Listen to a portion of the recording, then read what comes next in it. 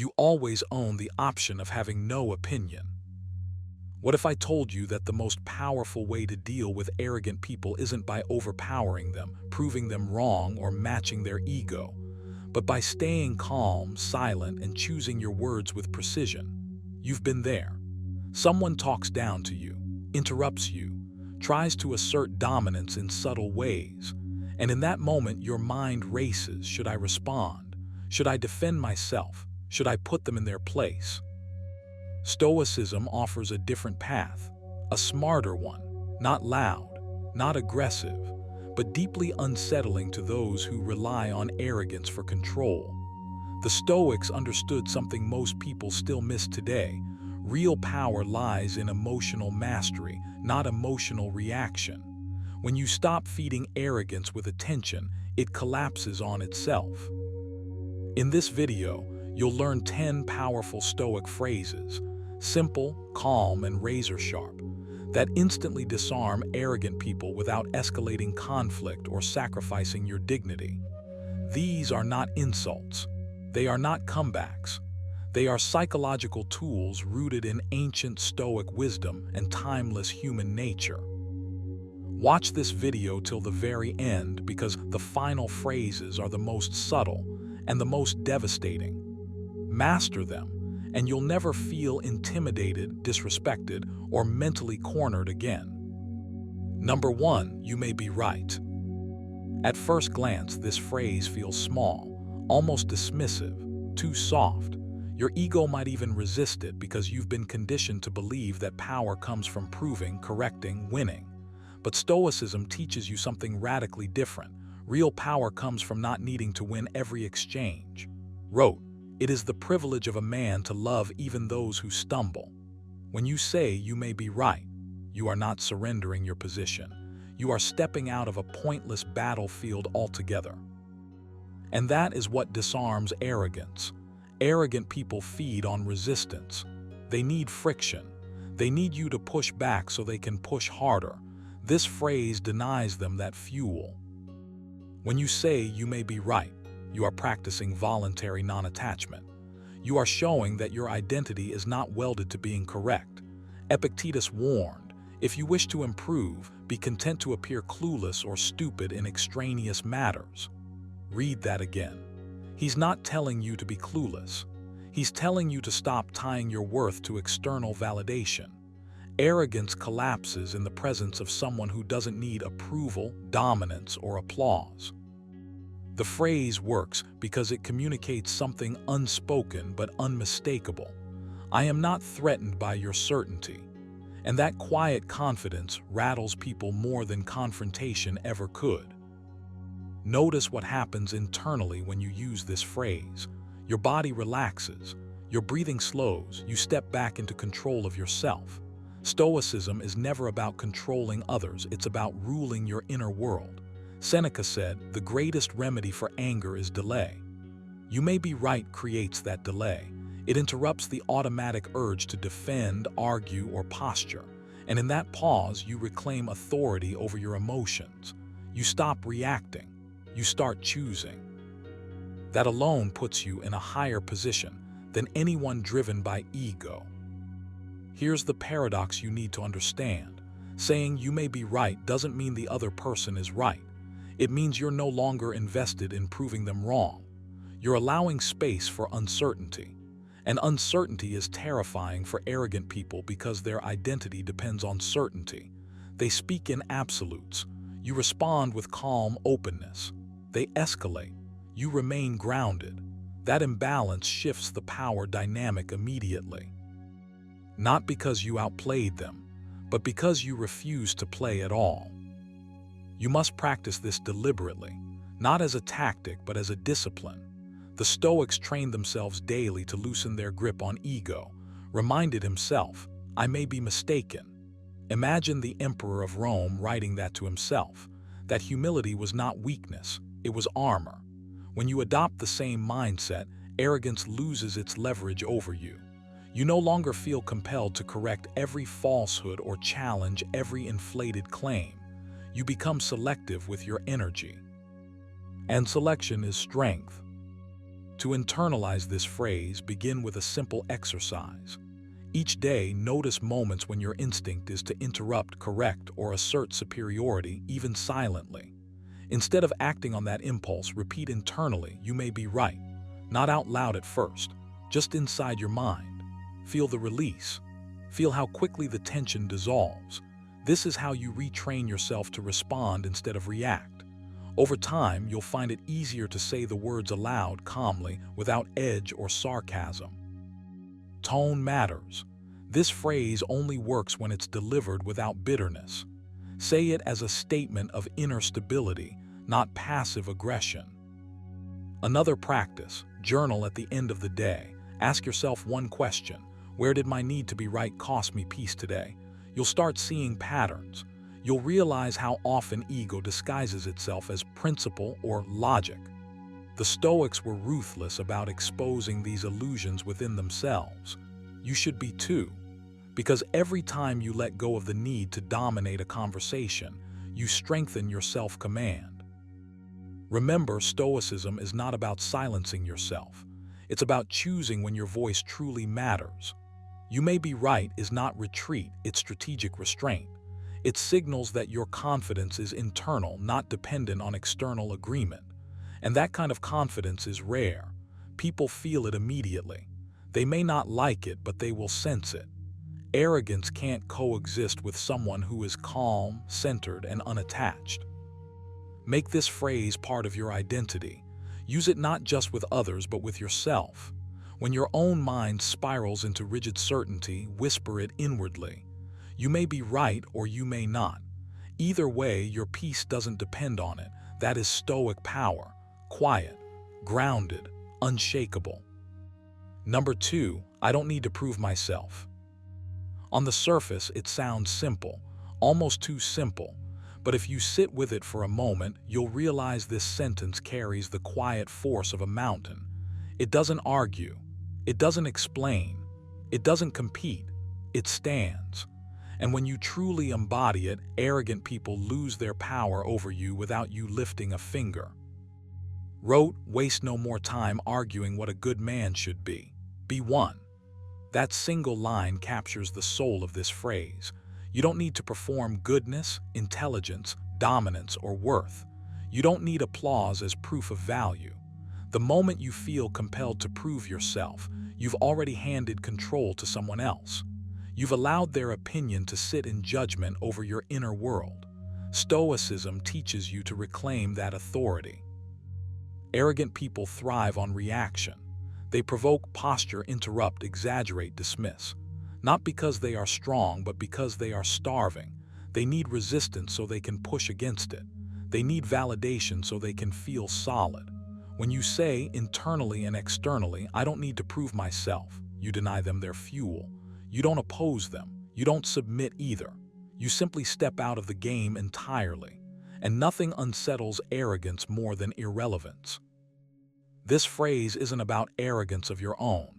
It's not about superiority or indifference masquerading as strength. It's about self-containment.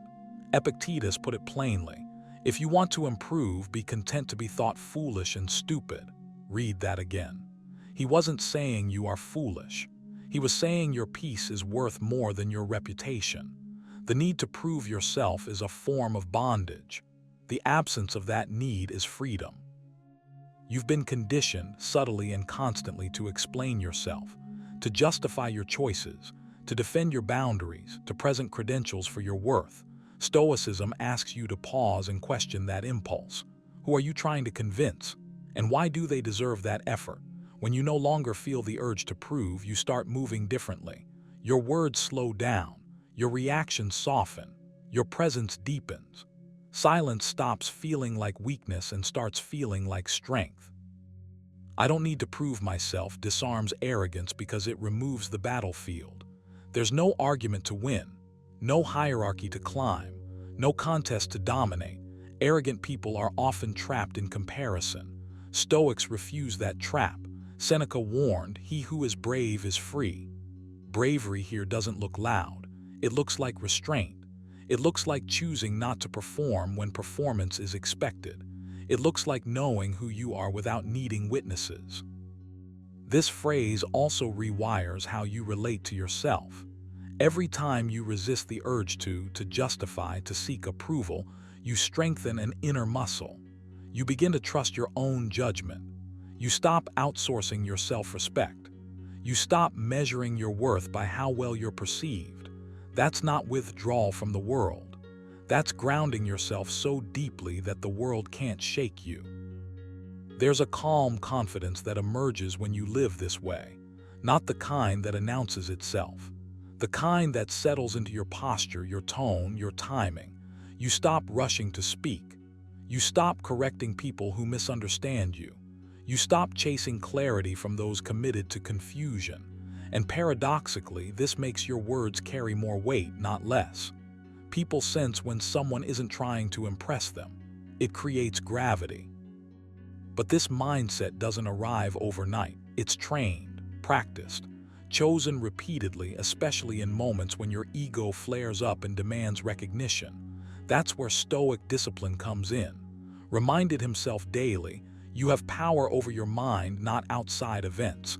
Realize this and you will find strength. The urge to prove yourself is an internal event, which means you can master it. Here's a simple daily exercise. When you feel the impulse to explain, pause, breathe once, ask yourself, what happens if I say nothing? Not as avoidance, but as experimentation. Let the silence sit. Feel the discomfort without rushing to soothe it. Over time, you'll notice the discomfort fades faster. Your nervous system learns that you are safe even without validation. That's real progress. Another practice, write down the moments where you felt the strongest need to prove yourself. Don't judge them, just observe. Then ask, what was I afraid would happen if I did? Often, you'll find the fear is imaginary, inherited, or outdated. Seeing it clearly weakens its grip. You can also rehearse the phrase internally, not as a defense but as an anchor. When provoked, repeat to yourself, I don't need to prove myself. Let it slow your heartbeat. Let it relax your jaw. Let it remind you that your worth is not under review. The more you do this, the more natural it becomes. Stoicism doesn't promise that arrogant people will disappear. It promises that they will lose access to your inner peace. And that is a far greater victory. You stop engaging in invisible competitions. You stop auditioning for respect. You start living from a place of settled self-trust. Seneca said, the greatest power is to have no need of power. That's the quiet truth behind this phrase.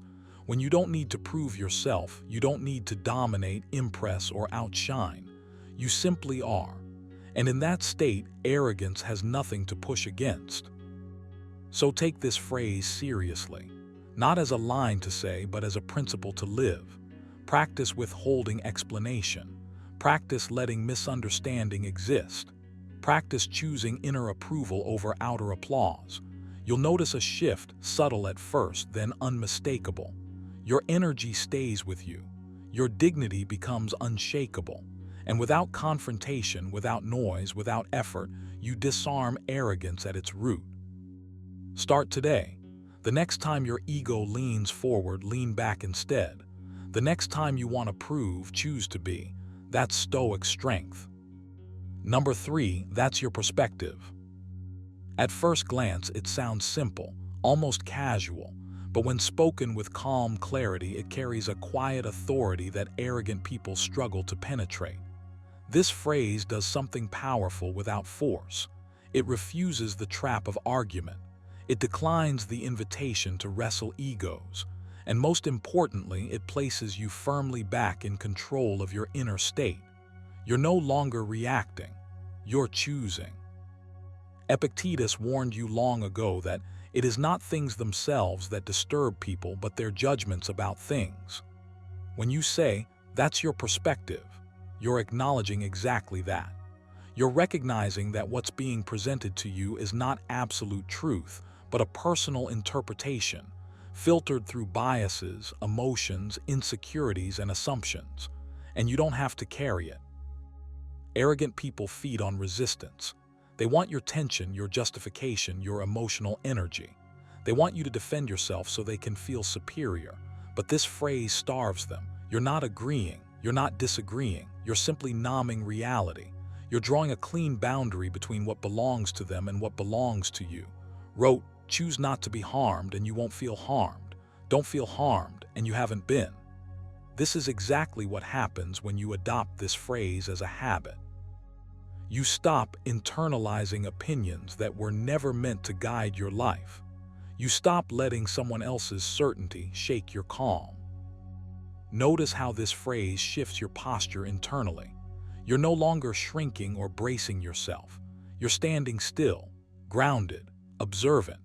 There's a quiet confidence in recognizing that multiple perspectives can exist without requiring your submission to any of them. Arrogance thrives on the illusion of dominance, on the belief that one voice must overpower another. But Stoicism teaches you something different. Strength doesn't announce itself.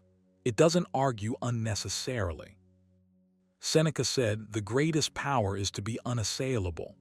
When you say that's your perspective, you become exactly that, unassailable. There's nothing to grab onto, no emotional hook, no exposed nerve.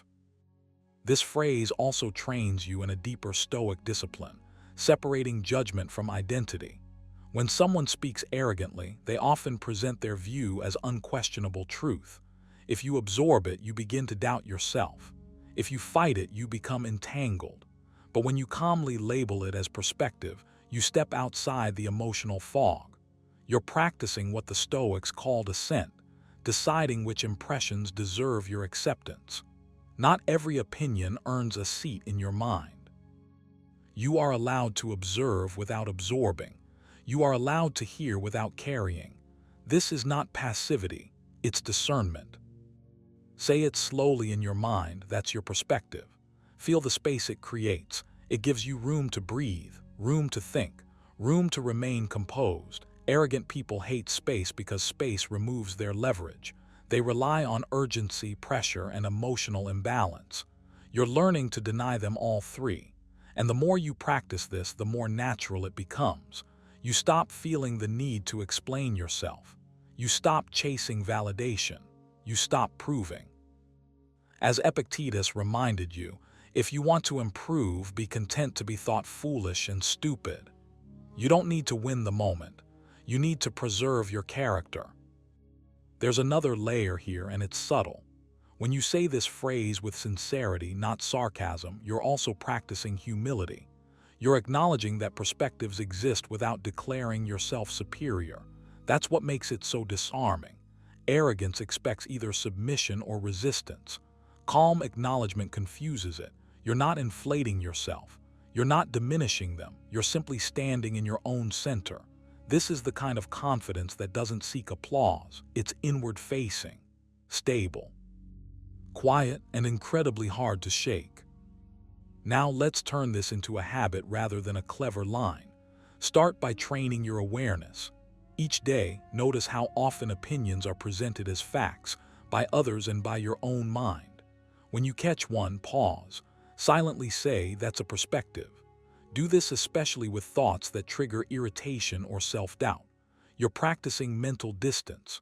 You're reminding yourself that impressions are not commands. This alone will sharpen your emotional discipline faster than most techniques. Next, rehearse the phrase internally. You don't need to say it out loud to benefit from it. Imagine situations where your calm might be tested, not to relive them, but to rehearse composure. Visualize yourself staying steady, breathing evenly, and responding with restraint. Often wrote to himself for this exact reason. He wasn't performing Stoicism. He was practicing it. You're doing the same. Another exercise is restraint training. For one full day, commit to not correcting opinions that don't require correction. Every time you feel the urge to argue, label it silently, urge to control. Then release it. This builds tolerance for discomfort and strengthens your self-mastery. Seneca believed that voluntary discomfort sharpened the mind and steadied the soul. This is a modern form of that discipline. Over time, you'll notice something shift. Arrogant energy stops sticking to you. Conversations feel lighter. Your responses become slower, more intentional. And most importantly, you begin to trust yourself more. You no longer need to win debates to feel secure. You no longer outsource your peace. You understand deeply that your serenity is worth more than being right. That's your perspective is not about silencing others. It's about freeing yourself. It's a reminder that you are not obligated to carry every opinion that crosses your path. You choose what shapes you. You choose what enters your inner world. And when you choose calm over conflict, clarity over chaos, you embody the Stoic ideal without saying a word. Take this phrase seriously. Practice it. Live it. Let it become part of how you move through the world, steady, composed, and untouchable. Number 4, I'm comfortable with my decision. On the surface, it sounds simple, almost plain. But when spoken with calm certainty, this phrase carries a quiet authority that arrogant people can't grip, twist, or overpower. You're not asking for permission. You're not defending yourself. You're not inviting debate. You're standing where you are, grounded, unmoved, and at peace with your own judgment. That alone is deeply unsettling to those who rely on dominance, pressure, or intimidation to feel superior. As wrote, if you are distressed by anything external, the pain is not due to the thing itself, but to your estimate of it. This phrase announces that your estimate is settled, and when your mind is settled, arrogance has nowhere to land.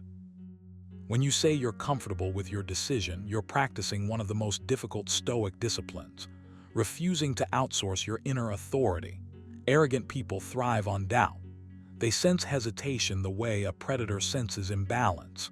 They push, poke, question, and provoke, not because they seek truth, but because they want control. Your calm refusal to re-enter the arena denies them oxygen. Epictetus warned, if you want to improve, be content to be thought foolish and stupid. Comfort with your decision means you've already accepted that not everyone will agree, approve, or applaud, and you no longer need them to.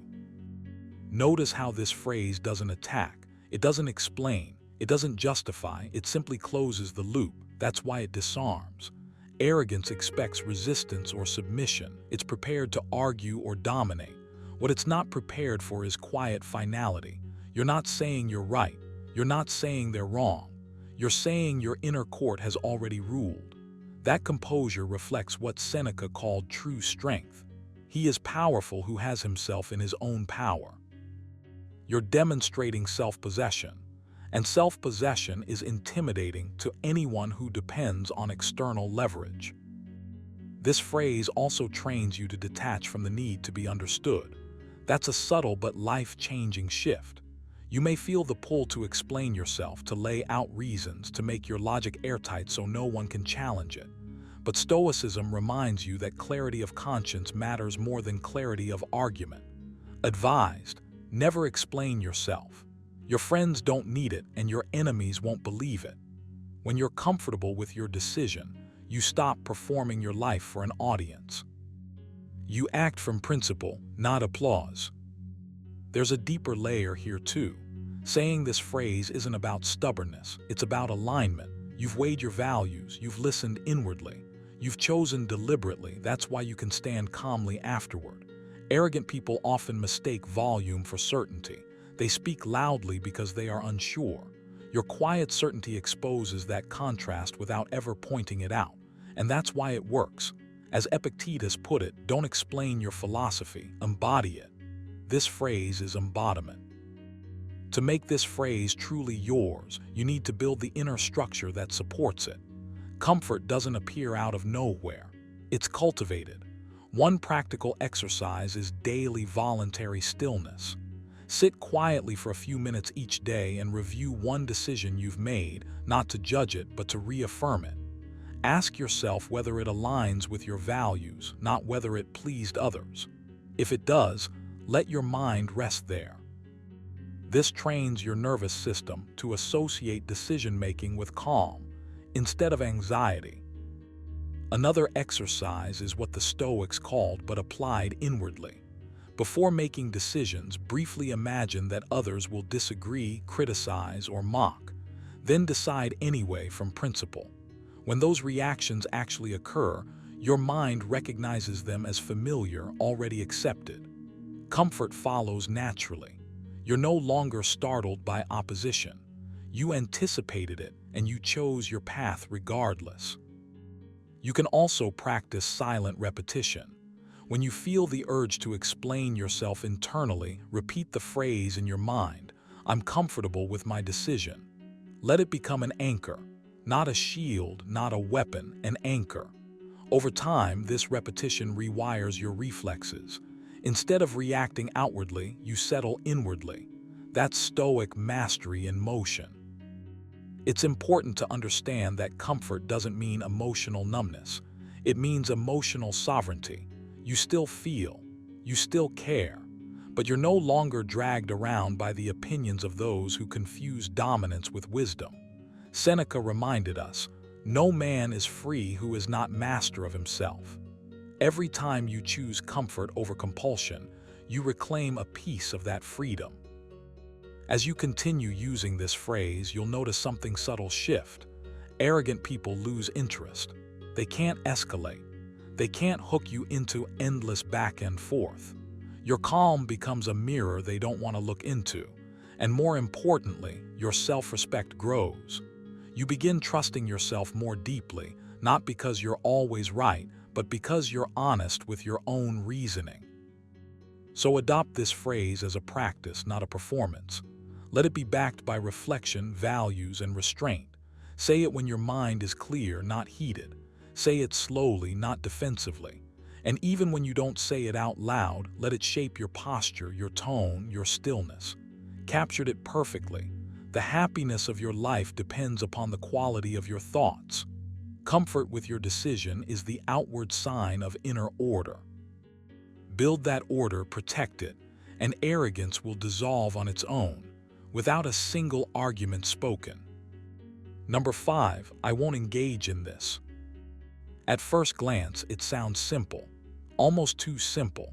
But when you slow down and really feel the weight of that sentence, you realize it carries an unusual kind of power. The kind that doesn't shout, doesn't argue, doesn't need approval. It's a quiet refusal to be pulled into someone else's chaos. And that refusal, when rooted in Stoic discipline, can disarm arrogance more effectively than any clever comeback ever could. Arrogant people thrive on reaction. They feed on friction, on emotional spikes, on the sense that they've managed to provoke something in you. That's their currency. The Stoics understood this deeply. Epictetus warned, if someone succeeds in provoking you, realize that your mind is complicit in the provocation.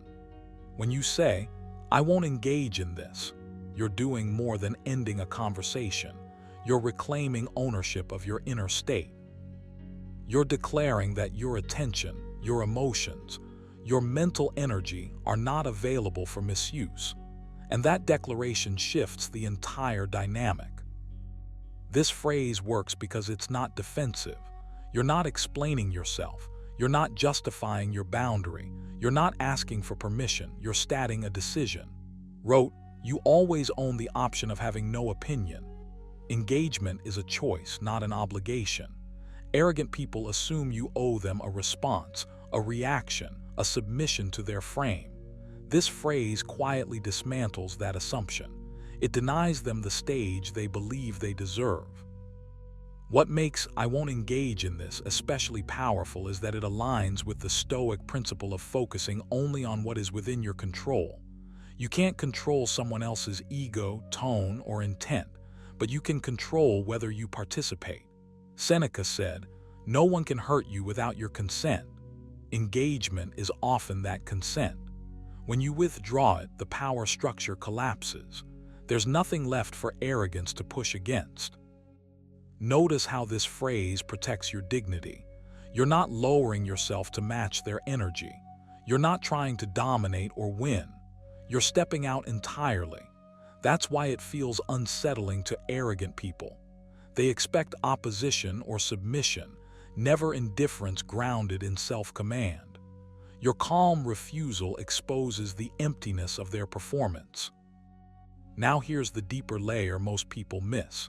Saying, "I won't engage in this," isn't just something you say outwardly. It's a stance you adopt internally first.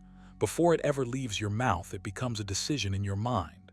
A decision that says, "I value my peace more than being right. I value my time more than proving a point.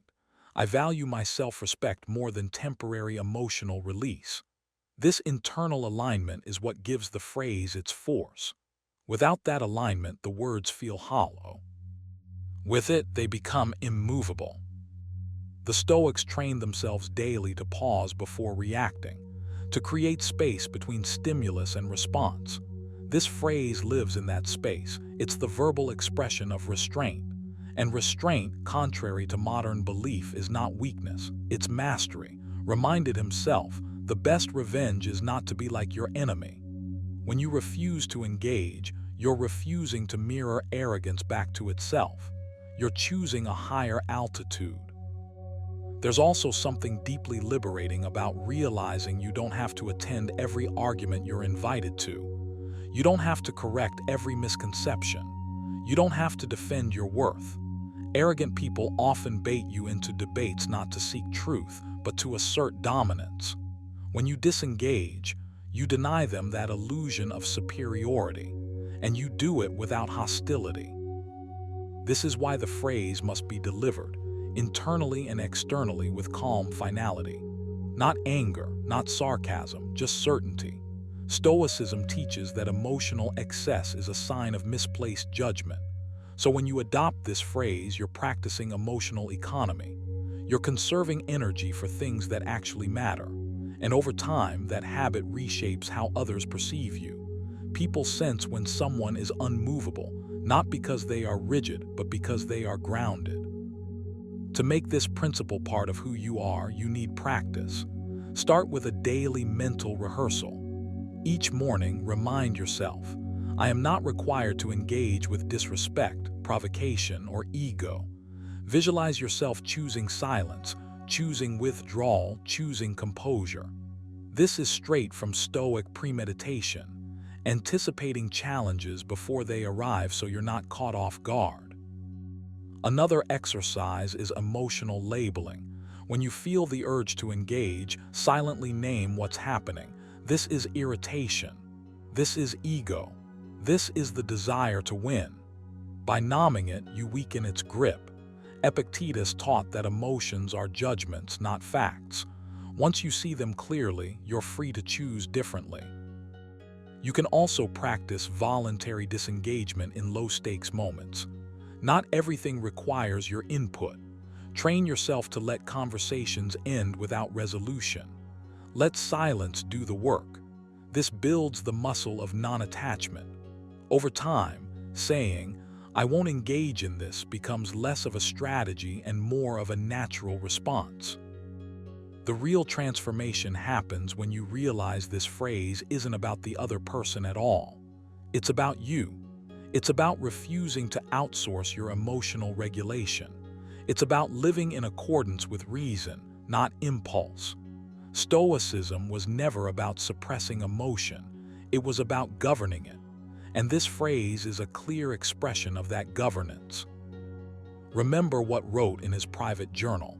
If it is not right, do not do it. If it is not true, do not say it. You can extend that wisdom further. If it does not serve your character, do not engage in it.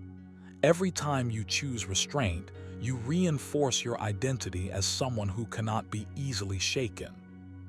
So the next time you feel that familiar pull, the urge to argue, to correct, to defend, pause, breathe, ground yourself, and choose the higher path.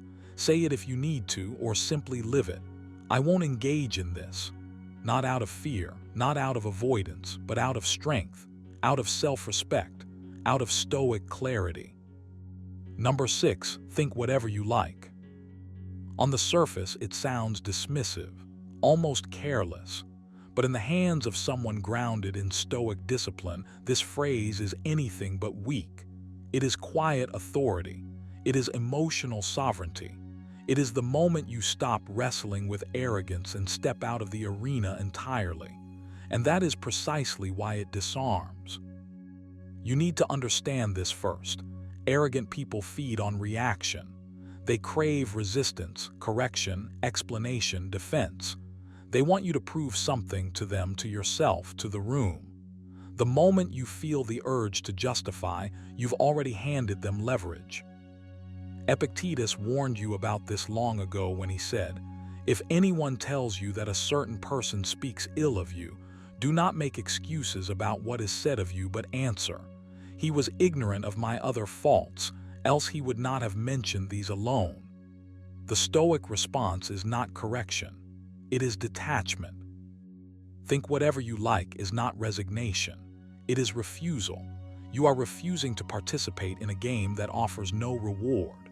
You are signaling, without hostility, without tension, that their opinion has no jurisdiction over your inner state.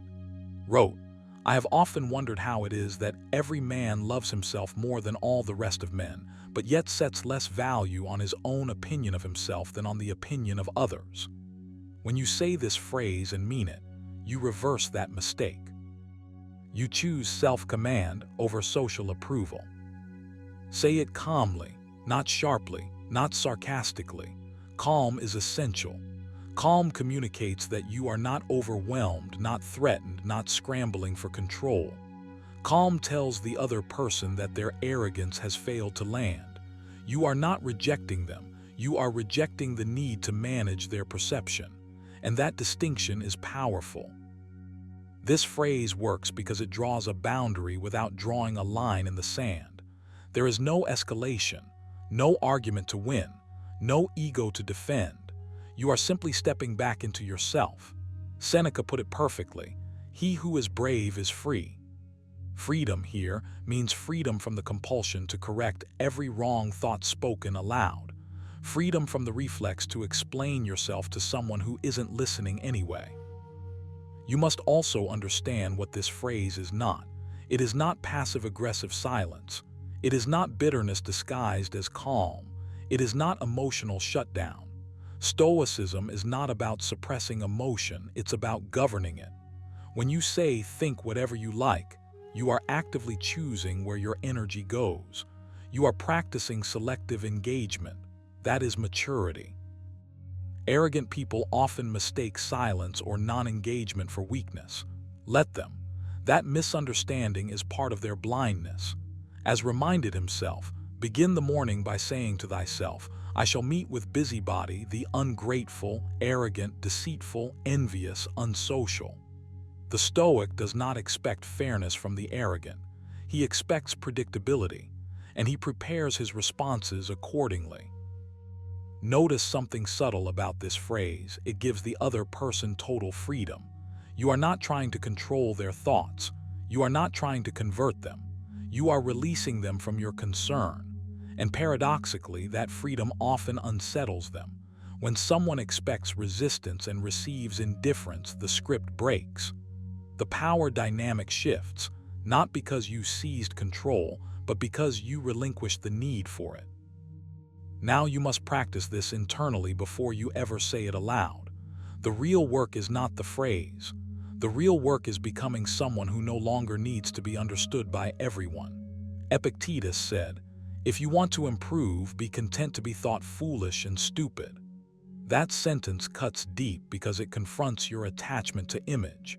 Ask yourself honestly, how often do you argue not to clarify truth, but to protect how you appear? Here is a simple exercise. Sit quietly and bring to mind moments when you felt the urge to defend yourself, not out of integrity but out of irritation. Notice the tension in your body, the tightening, the heat. Now imagine responding not with words but with inner stillness. Repeat silently, "Their opinion is theirs. My character is mine." Do this daily. You are training detachment the way others train muscles. Another exercise, practice withholding explanations, not forever, not in situations that demand accountability, but in moments where explanation is merely ego in disguise.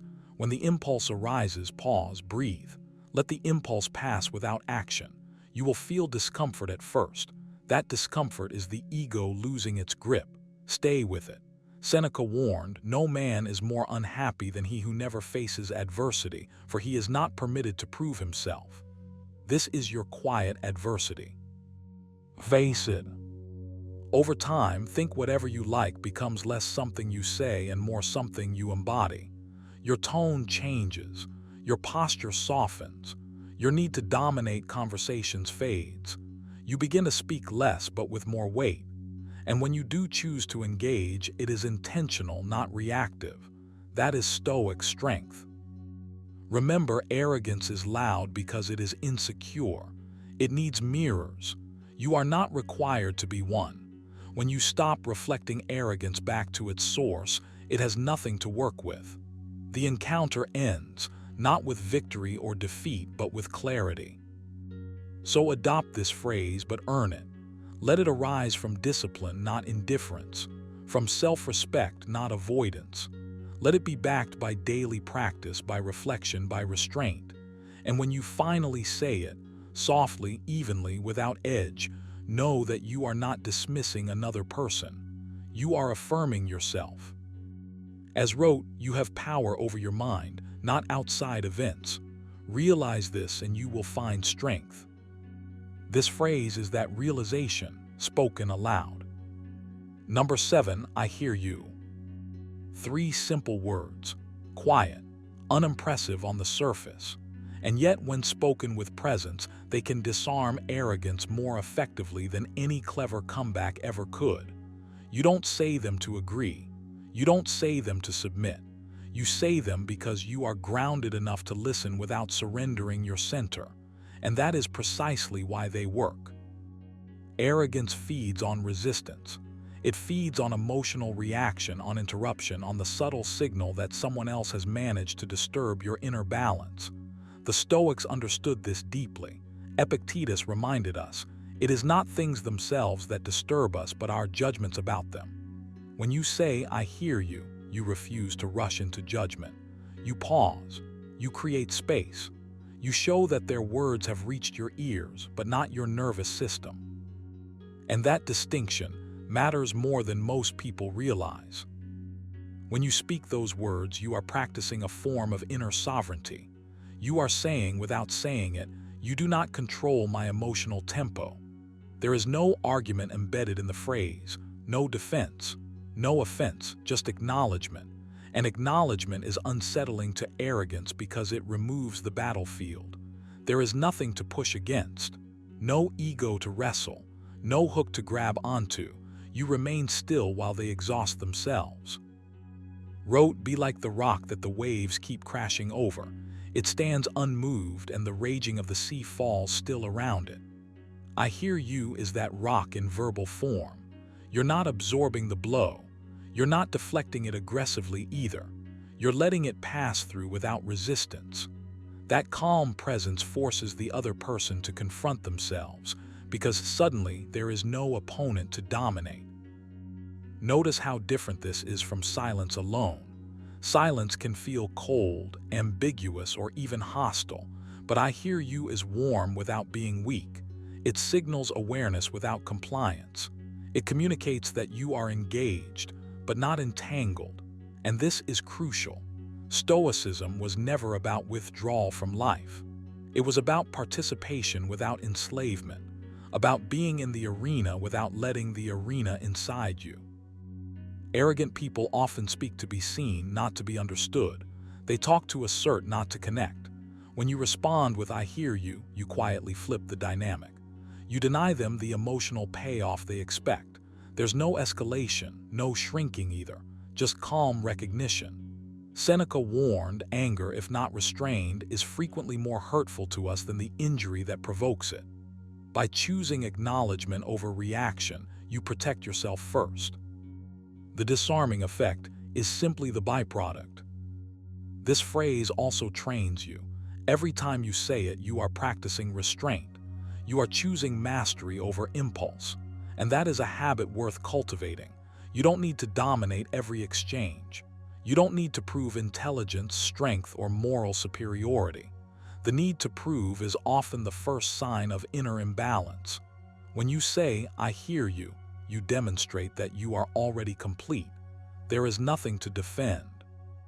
Speak it slowly. Let it land. Let there be a brief pause afterward, not a dramatic pause, just enough space to signal that you are present. That pause is where your power lives. It gives your nervous system time to stay regulated. It gives your mind time to remain clear. And clarity is always more intimidating than volume. There's also a deeper Stoic discipline at work here, separating what is said from what is meant, and both from how you feel about it. You are not responsible for correcting every flawed assertion or inflated self-image you encounter. Epictetus again. If someone tells you that a certain person speaks ill of you, do not make excuses, but answer.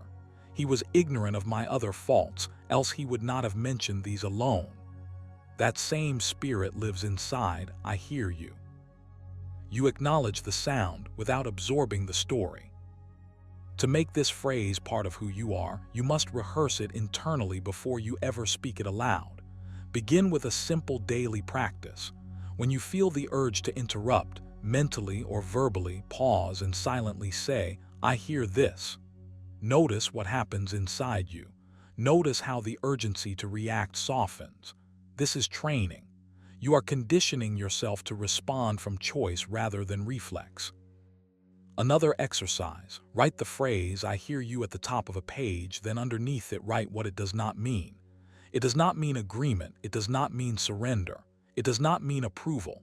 This clarification matters because many people avoid calm phrases out of fear of being misunderstood. The Stoics were clear.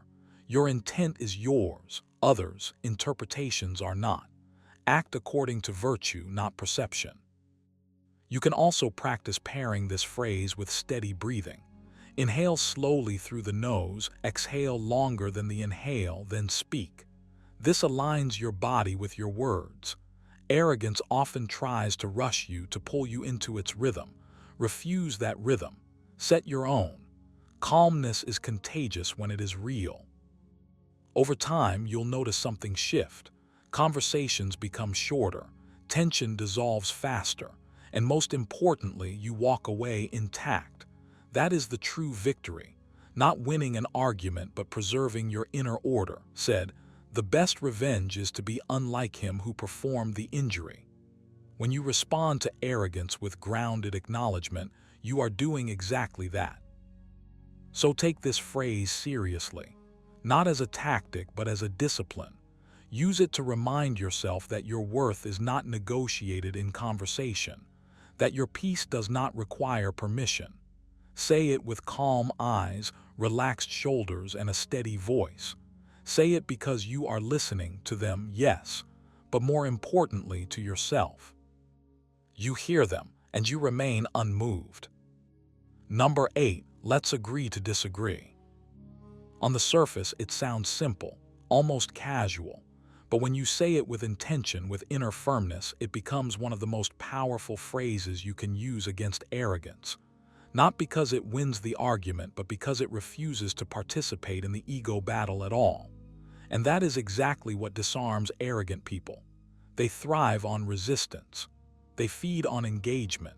They need you to push back, explain yourself, defend your intelligence, or prove your worth. When you calmly say, let's agree to disagree, you remove the fuel. You don't escalate, you don't submit either. You simply step out of the arena, composed and intact. You need to understand something important here. This phrase is not about weakness, it's about self-mastery. Epictetus reminds you, if anyone tells you that a certain person speaks ill of you, do not make excuses about what is said of you, but answer. He was ignorant of my other faults, else he would not have mentioned these alone. That's the same spirit at work. You are not obligated to correct every misconception or overpower every opinion. Your peace matters more than being right.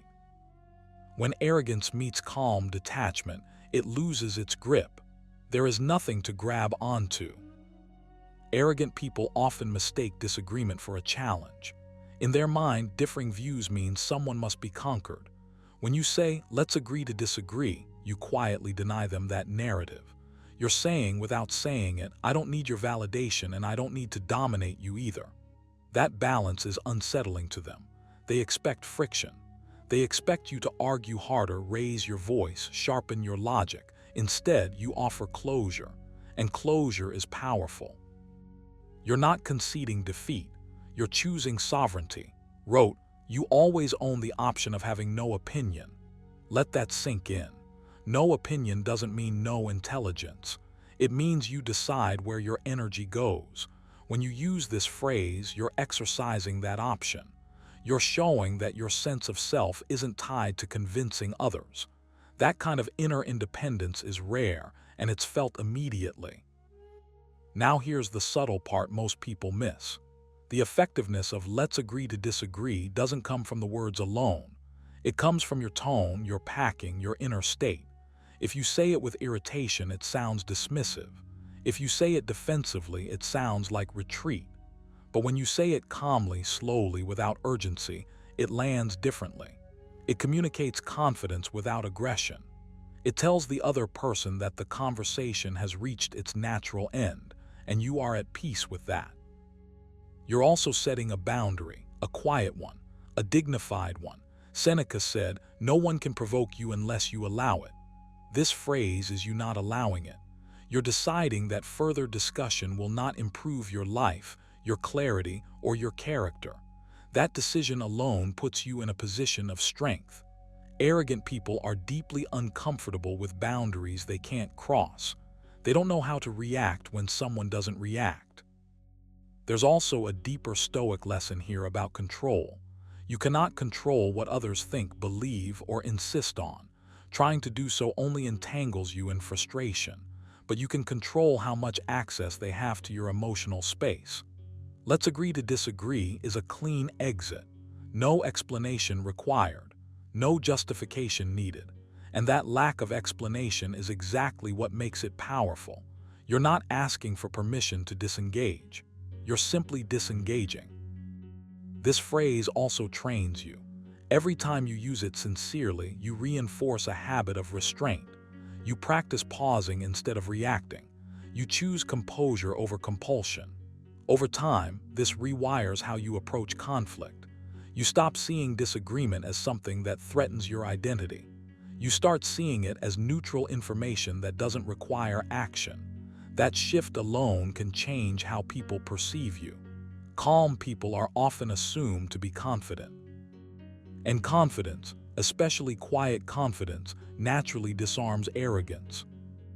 You may notice something else too.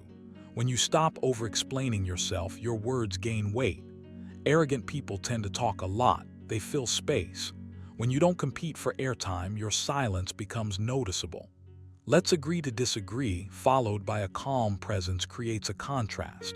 It signals that you don't need the last word to feel whole. That's rare. And rarity commands respect, even if it's never verbalized.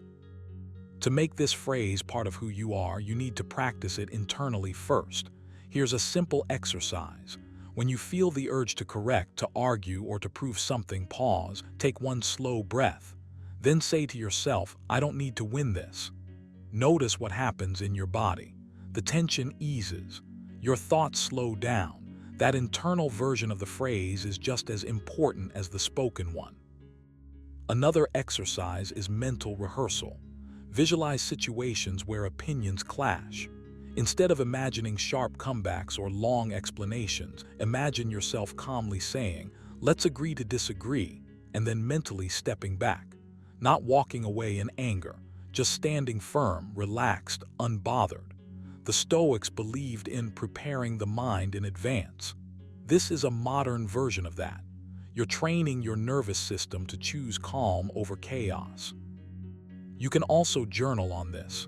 Write down moments where you felt pulled into unnecessary debates, not to criticize yourself, but to observe patterns. Ask yourself, what was I trying to protect? Often it's ego, not truth. Awareness weakens that impulse. And with awareness, the phrase becomes easier to use, more natural, less forced. Remember, the goal is not to silence others, it's to free yourself. Arrogant people lose their power when you stop needing their approval or their defeat. "Let's agree to disagree" is a declaration of that freedom. It's you saying, I respect my time, my energy, and my inner peace. And has also warned the best revenge is to be unlike him who performed the injury, calm, grounded, unmoved. Adopt this phrase not as a tactic, but as a reflection of your values. Use it sparingly, sincerely, and without bitterness. Over time, you'll notice fewer arguments, less mental noise, and a stronger sense of self. And that, more than any clever reply, is what truly disarms arrogance. Number 9, I don't take that personally. Beneath those 5 words sits a level of inner discipline that arrogant people rarely know how to deal with. This phrase isn't passive. It isn't weak. It's not avoidance. It's power without noise.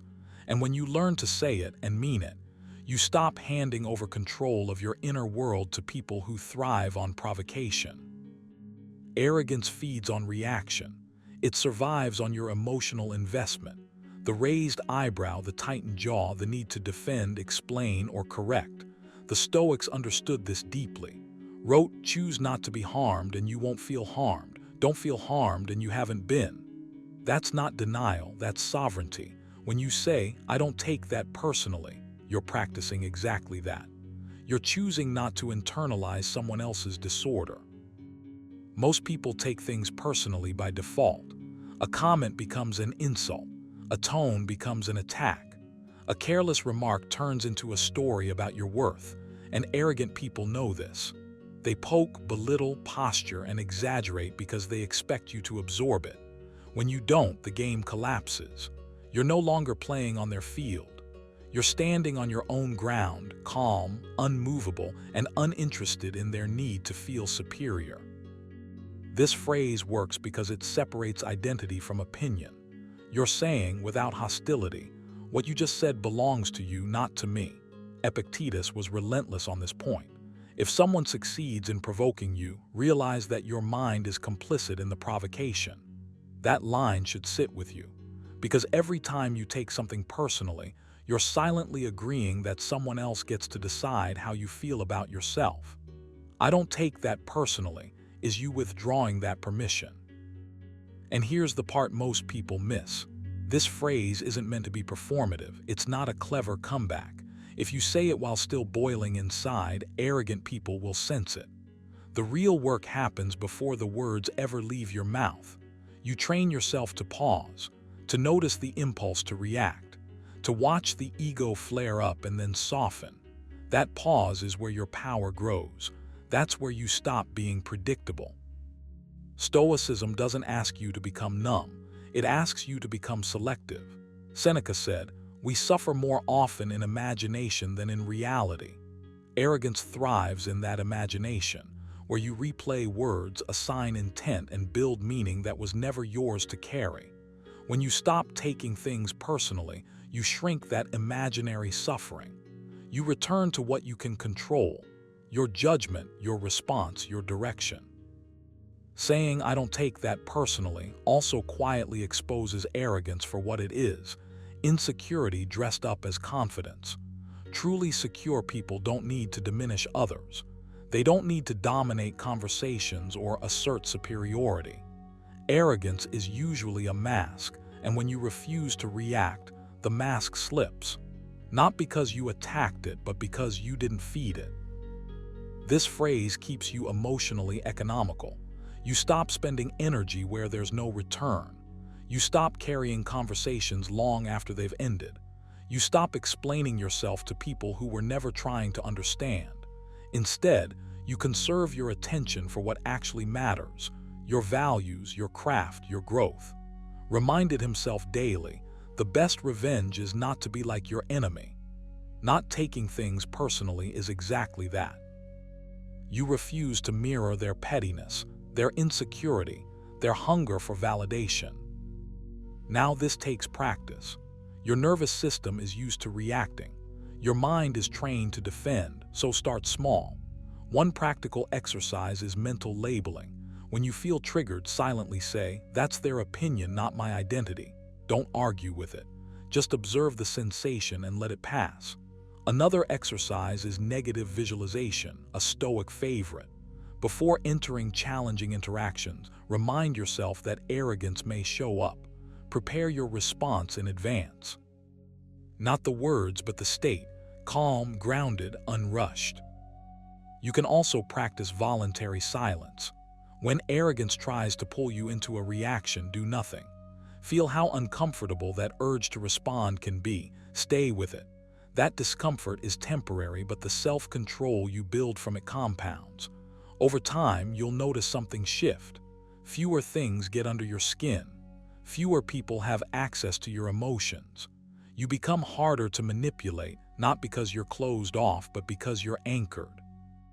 "I don't take that personally" is also a commitment you make to yourself. It means you stop outsourcing your self-worth. It means you measure yourself by your principles, not by passing remarks. It means you recognize that most arrogance says more about the speaker's inner chaos than about you. Epictetus put it plainly: "It's not what happens to you, but how you react to it that matters." This phrase is a living expression of that idea. So take this seriously, not as a line to memorize, but as a mindset to embody. Practice separating noise from truth. Practice letting comments pass without lodging inside you. Practice responding from choice instead of reflex. When you do, arrogant people lose their leverage. They can't hook you. They can't rattle you. They can't drag you into their need for dominance. And the most powerful part, you don't need to prove anything. Your calm does the work for you. Your detachment speaks louder than any rebuttal. Say the phrase when it's true. Live it even when you don't say it. That's Stoic strength. Quiet, grounded, unshakable. Start today. Watch your reactions. Train your judgment. Reclaim your inner space. Because the moment you stop taking things personally is the moment you start living on your own terms. Number 10. Silence, calm, eye contact, no words. This is one of the most misunderstood forms of strength you can cultivate. Most people think power lives in clever replies, sharp comebacks, or verbal dominance. The Stoics knew better. Wrote, "It is not things that disturb us, but our judgments about things." When someone approaches you with arrogance, provocation, or subtle disrespect, the real test isn't what you say. It's whether you feel compelled to say anything at all. Silence, when chosen deliberately, is not absence. It is a command. It is you refusing to hand over your inner state to someone else's noise. You already know the urge, that tightening in the chest, the impulse to explain yourself, to correct them, to prove something. Arrogant people feed on that reflex. They thrive on reaction. Epictetus warned, if you wish to be invincible, make sure that no one can provoke you. Calm eye contact paired with silence does exactly that. It denies them the reward they're fishing for. No emotional spike. No verbal fuel, just presence, stillness, awareness. At that moment, you're not frozen. You're grounded. You're choosing not to wrestle in mud that isn't yours. What makes this so disarming is that it reverses the power dynamic instantly. Arrogance expects friction.